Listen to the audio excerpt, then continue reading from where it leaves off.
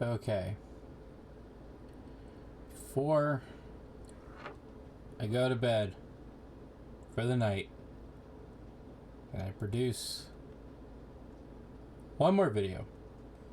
This time, it's on a topic that I want to talk about. So we are going to go to the Dungeon Master tools, and we're going to get this done and over with. So, I want to talk about a couple of things they introduced into the Dungeon Master's toolbox section of this book. First things first, we have Session 0. They actually do, I think, a decent job. They didn't do what I thought they were going to do, which was going to cop out and do some, like, pretty PC stuff with it, but they actually do quite a good job of explaining to new DMs how a Session 0 should be. And if you don't know what Session 0 is, a quick summary of it is before you jump into a campaign, you have a session where you sit down with your players and you discuss what the players want and what you want out of the players during the campaign, so that you guys are all on the same page. That's what it basically is. However, they do touch on a couple things which, again, I still don't understand why it's a thing. But when we get there, we will discuss it. But I do run Session Zeros to discuss with the party. Hey, I think you guys need to come up with a team comp that will work quite well for this campaign. I'm going to be throwing out certain things at you, and I want to make sure that we won't be able to have a TPK so quickly. First things first, they talk right here about characters and party creation.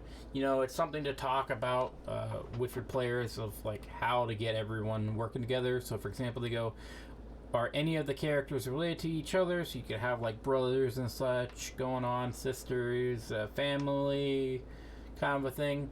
What keeps the party together as a party, or what keeps the character together as a party? You could just talk about how, if you wanted to, you've been adventuring for quite some time and how, you know, you guys bonded over certain things, or just how the whole party came to be.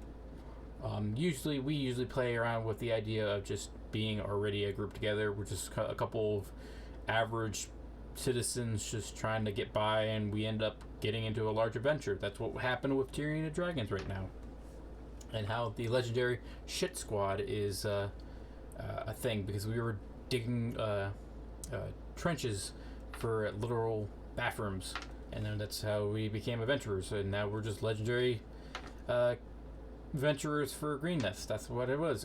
Next one on the list was, what does each character like most about each other member of the party? Yeah, again, banter as usual. Does the group have a patron? The group patron chapter is something else we will discuss in another video, probably not after this, but again, it's on my list. We're going to do all of Tasha, and then I'm going to take a vacation. If you're having any problems with the characters and origins, you can just roll on this D6 table to just kind of just speed it along. You know, they've united overcoming a foe. They've known each other from the same place for many years. They were brought together for a common benefactor who wishes to sponsor their adventures. You know, they had a funeral bringing characters together, a festival bringing the characters together, and characters finding themselves trapped together. So these standard stuff. So they do have a note here about playing solo, and they also bring up the sidekicks.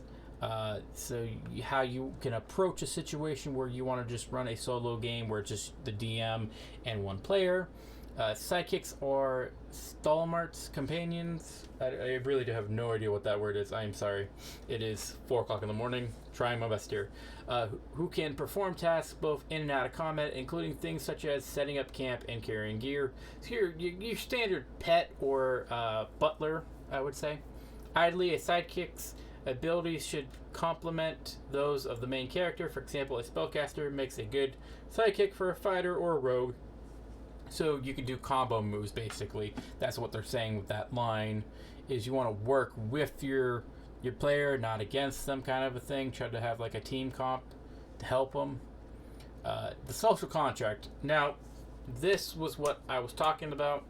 that I liked and disliked, but this isn't the one that bothered me.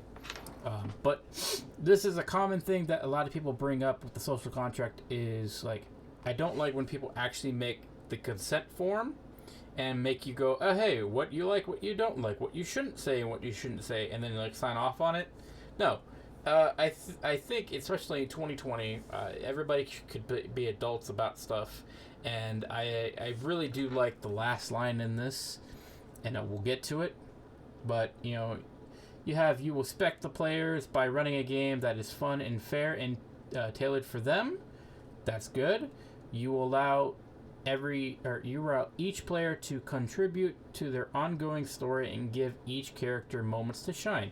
That is good. When a player is talking, you are listening. So right there, we're off to a good start on this social contract meaning. Players will respect you and the efforts it takes to create a fun game for everyone. Okay, there's a pin right there for the Matt Mercer effect, you know, telling them, hey, they need to respect you for what you're trying to do. It's a very hard thing. Players will allow you to direct the campaign, stick to the rules, and settle arguments. When you are talking, the players are listening. So going right back to the top here, you know, players give you respect, you give respect back, and you have these responsibilities between each group. The players will respect one another and listen to one another, support one another, and do their utmost to preserve the coherency of the campaign or the adventure party. This one, I don't really understand, because are you trying to say that guy, the edgelord rogues and all that, need to follow that rule? Because, you know, they're not going to follow that rule. But again, the last line is just, you should, or a player, you should you, so tired, I'm so sorry, God, last video, I swear, last video, guys, for the night. Should you or a player disrespect each other or violate the social contract in any other way, the group may dismiss that person from the table. So that right there gives you legal authority to say, if nobody likes this person at the table, you have the right to tell them to get out. I like that. Like, it literally it tells them, hey, you don't have to play with this person. You don't have to put up with their crap. Nowhere in this social contract where we're telling you need to abide by, like, a certain ground, like, set rules, that you should put up with this crap. And I like that. That really helps to establish, like, with, like, DMs and players, like, hey, you don't have to put up this crap. Because there's so many RPG horror stories out there on Reddit that just hurt. And I was a part of some of them. And I understand when you have a situation like that. I typically, as a player, I just walk away. Like, it's not worth it to the DM, because he's not going to take care of the situation. But to sit there and just deal with disrespectful players, it's good that they acknowledge it, especially in the last two lines, that there are those types of players out there. So it's good to, like, let new people understand that as well. This part was the part that bothered me, was the hard and soft limitations.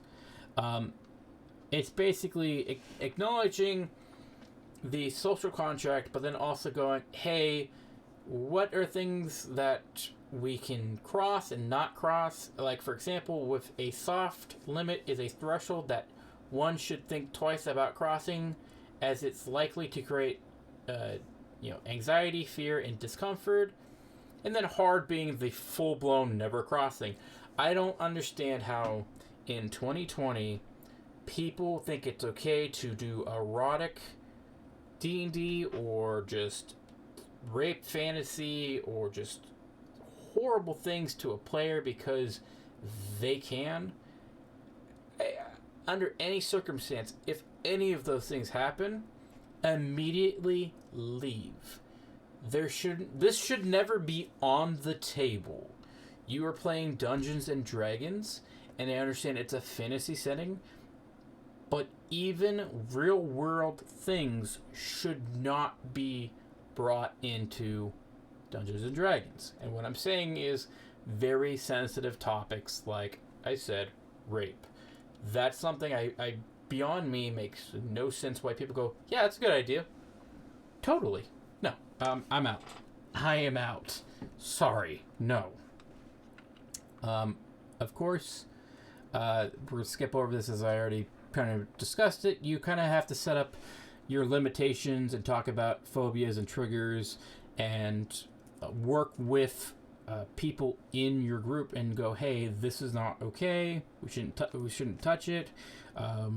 Even with like the certain things, like if it's like fears and such, kind of like work with some players about it. You have like some people are extremely scared of certain things, and it's fine to talk it out, but also at the same time, work on other things as well.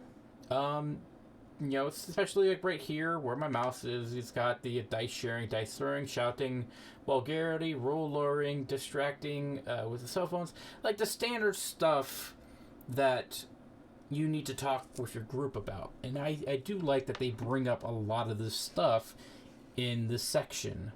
It's a good way to get new DMs and new players if they choose to read the section, because the Dungeon Master tools, but it gets them to understand that there's a somewhat guideline to playing this, and it's not just show up and be a dick to people playing. Game customization is talking about house rules and such. Of course, I think everybody has their own set of house rules. They have their own set in the Dungeon Master's Guide. I have my own set that I go by. For example, at our game shop, we always have cantrips can be cast as a bonus action as long as you cast a regular spell as your action, then you can cast a bonus action as your cantrip. So it gave spellcasters a little bit more to do besides just always casting one spell and then not able to do anything else. We would always do flanking as an option, even though some people hate flanking, but if you have it on both sides, it's kind of fun to just mob up on a player and then have them come up to you and just go, X gonna give it to you and just beat you down. Like it's fun like that. You don't want to be that horrible person that sends like everybody at the one player, but I digress. We're going to move down to what the real meat to this chapter being sidekicks.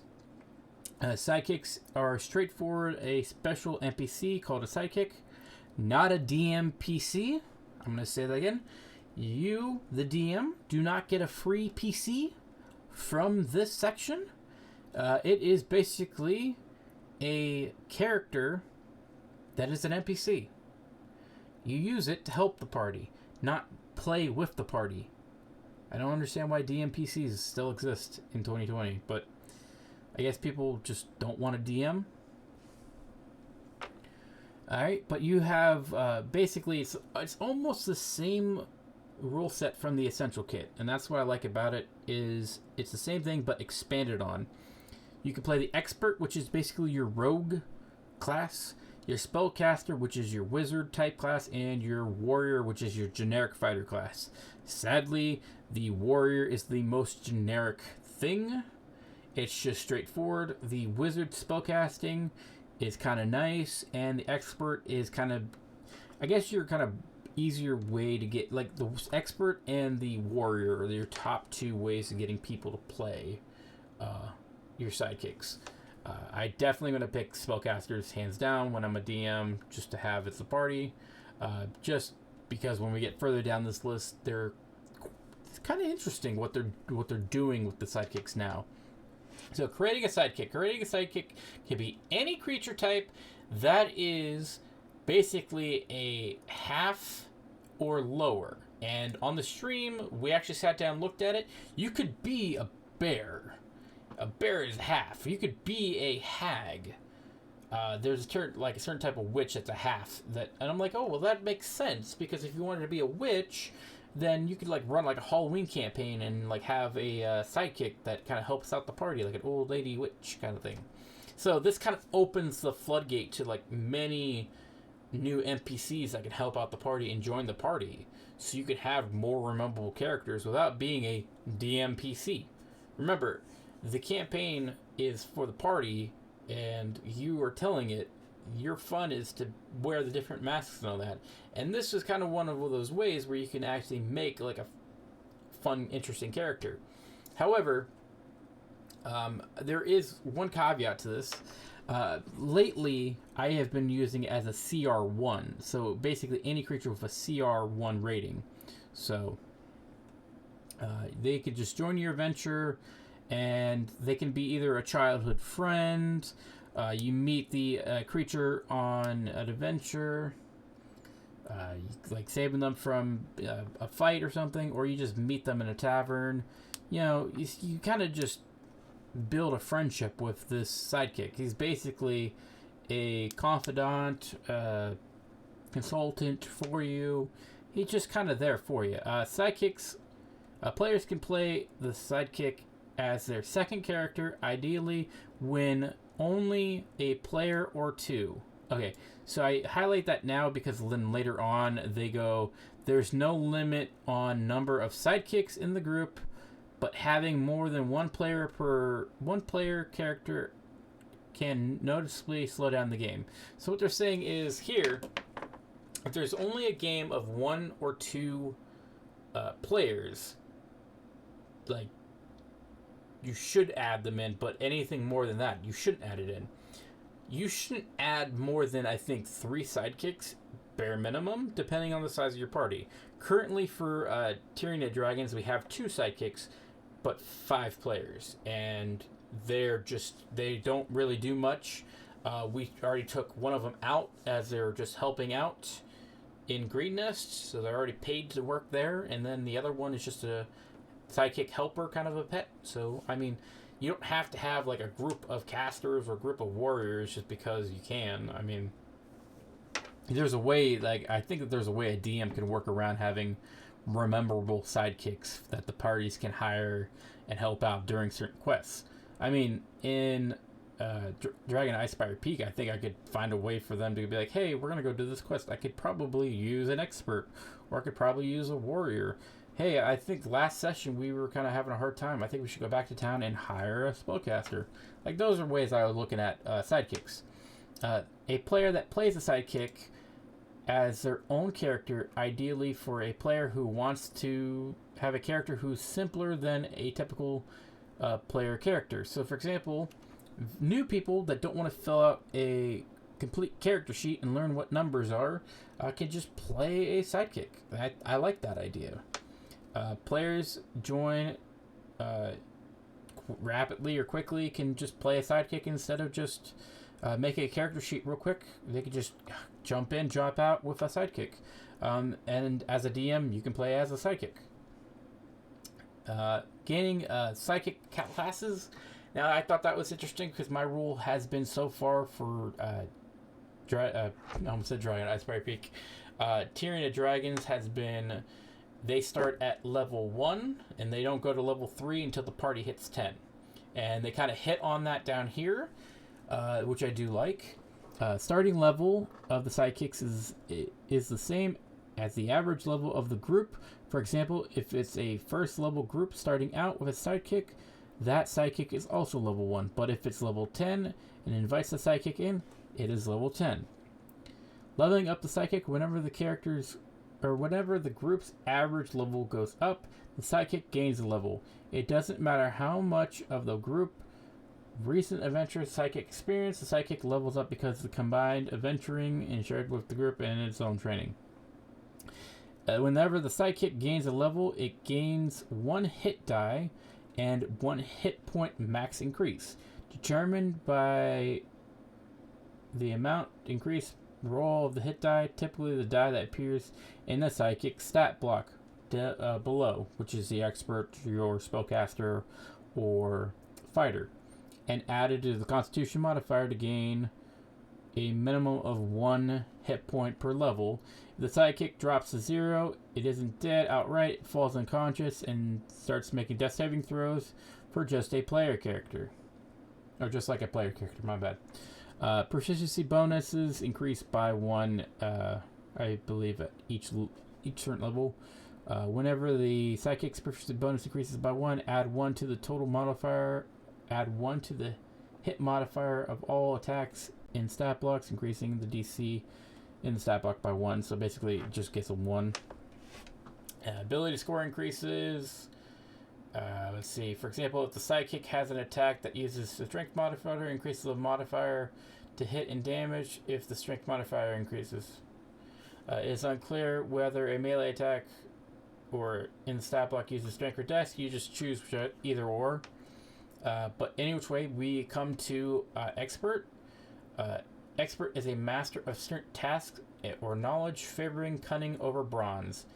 It may be a scout, a musician, a librarian, a clever street kid, a wheeling merchant, or a burglar. You gain 1 language you can speak. Sidekick gains the following classes summarized in the table below. And these are all the extra stuff. You get cunning action, expertise, coordinated strike, evasion, inspirational help 1, and then you get inspirational help 2 at level 20. And these are kind of the things you get, and I kind of like that. It feels like a rogue, but it feels like a jack of all trades type character. I would recommend this for any new player to play, as they're gonna need it to learn the game. Bonus proficiencies: you gain light armor if it is a humanoid and or helps a simple murder weapon stats. Gains. Oh, I'm losing it, guys. Come on, I am losing it. First level expertise is helpfulness. Sidekick is adapt and gives a well-timed assist. The sidekick can use the help action as a bonus action. Cunning action. The sidekick's agility or quick thinking allows it to act speedily. On its turn in combat, it can take the dash, disengage, or hide action as a bonus action.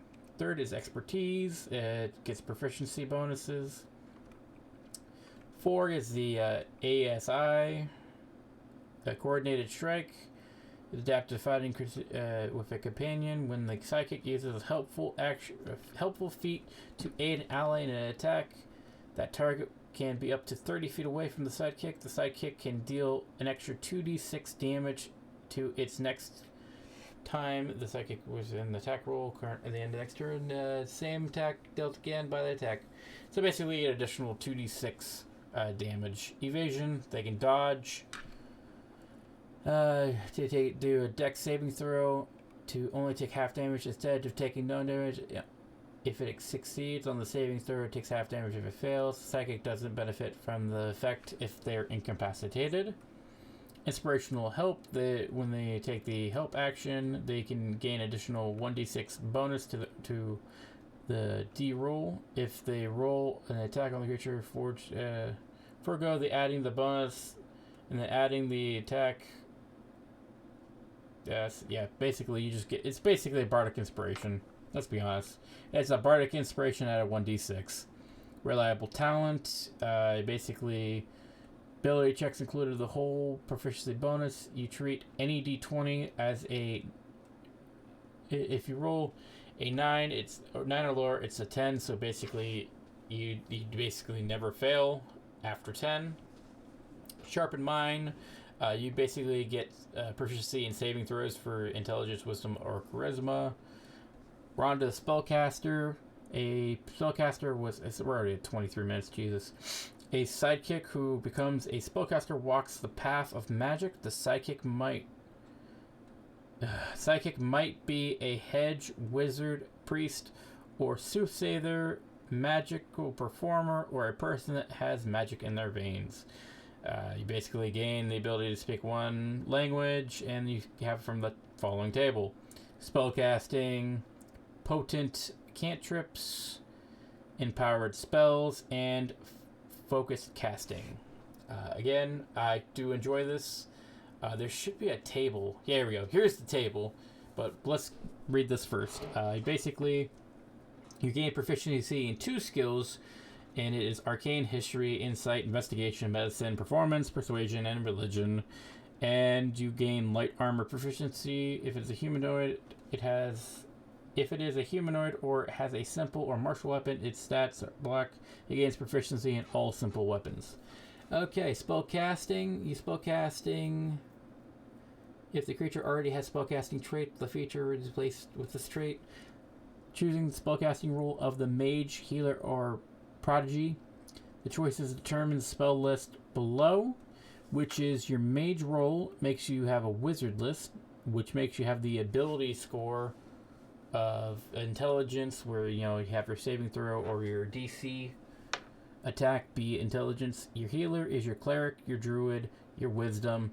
Your prodigy is your bard, warlock, and charisma. So basically, mages get Mage Hand, Ray of Frost, Thunder Wave. Healers get Cure Wounds, Guidance, and Sacred Flame. Prodigy gets Eldritch Blast, Shotgun, Healing Word, and Light. So basically that's what you get for your spell list to start with at level 1. And then level 2, let me see where we go. Your spell DC, they put it right here. It's going to be 8 plus your Sidekicks proficiency plus their spellcasting modifier. Spellcasting modifier is equal to the proficiency bonus plus their ability modifier. At 4th level, they get the ASI. 2nd level, it doesn't really seem to be telling me anything else except for the spellcasting ability right there. Basically, they get the ASI at 4. 6th level is potent cantrip. Sidekicks can add its additional spellcasting ability modifier to the damage it deals with any cantrip. Empowered spells, choosing one of the schools of magic whenever the sidekick casts a spell of the school by expending a spell slot, the sidekick can add an additional spellcasting ability modifier to the spell's damage roll or healing roll, if any. Focus casting at level 20. Taking damage can't break the sidekick's concentration. That is it. And that's what I kind of like about it. It's very fluid with spellcasting. However, when we get to the next part, it feels kind of sad. So, honestly, this you could make a sidekick and just make a healer so the group has a healer. And then everybody could just play whatever they want without having to be like, oh, I'm the cleric. I guess I have to heal now. But yeah, I kind of like this, and I feel like I would probably make a sidekick just to have a healer for the group so they have something more to do, or have a spellcaster so that they can, not worry about spellcasting or spell limits and all that. We're going to move down the list again. We're going to look at warrior. Warrior, of course, is your generic fighter. A warrior sidekick grows in martial prowess as it fights by your side. It might be a soldier, townsguard, battle-trained beast, or any creature that honors or looks for combat, basically. I'm so tired, sorry. Let's see what he gets. Second wind at 2nd level. He gets it again. And 20th level. Extra attack. Extra attack again at 15th level. Indomitable at 11th level. And 18th level, and the other one's is battle readiness and improv critical, or something like that. But yeah, it's basically your generic fighter. During the stream, nobody was really interested in this one, but you basically gain proficiency in saving throws for strength, dex, and con. And you get 2 skills you're proficient with: acrobatics, animal handling, athletics, intimidation, nature, perception, and survival. And they get proficiency of all armor. If it is a humanoid or has a simple or martial weapon stat block, it gains proficiency in shields and all in martial simple weapons. Alright, martial role. Each warrior focuses on an offense or defensive in their training. Choose one of the following. Attacker. The psychic gains a +2 to all attack rolls. Defender. The psychic can use its reaction to impose disadvantage on the attack roll of a creature within 5 feet the target isn't the sidekick. So I guess they're not targeting the target. Provided the sidekick sees the attacker. Second wind, we already know what second wind is. You can basically, for a bonus action, could regain hit points to 1d8 plus your level. That's just a standard. Improv critical is attack roll increases. The attack roll increases a critical hit on a 19 or 20. It's automatically. Wait. I gotta reread this again. I'm sorry. Sidekick attacks score a critical hit. Oh, because yeah, basically if they rolled a 19, it was a critical. All right, sorry about that. And then they get the ASIs at level 4. 6 is extra attack. They basically just get bonus action, another attack. Battle readiness gets advantage on initiative rolls. Improv defense. AC goes up by 1. Indomitable. A psychic can reroll a saving throw. If it fails, it must make a new roll. When you use this feature, it can be used again until a long rest. Yeah, and then it doubles again at 18. And that's it. That is it for Sidekicks. And then it goes into down here with the monsters.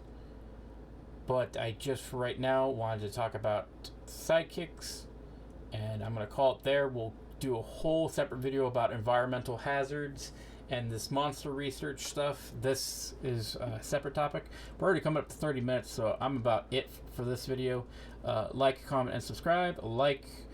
If you guys like the Tasha content. Dislike if you don't. Let me know so I need to collect data on this. Subscribe for the next encounter. And also comment below what you thought about the Sidekicks. I actually thought they're really cool.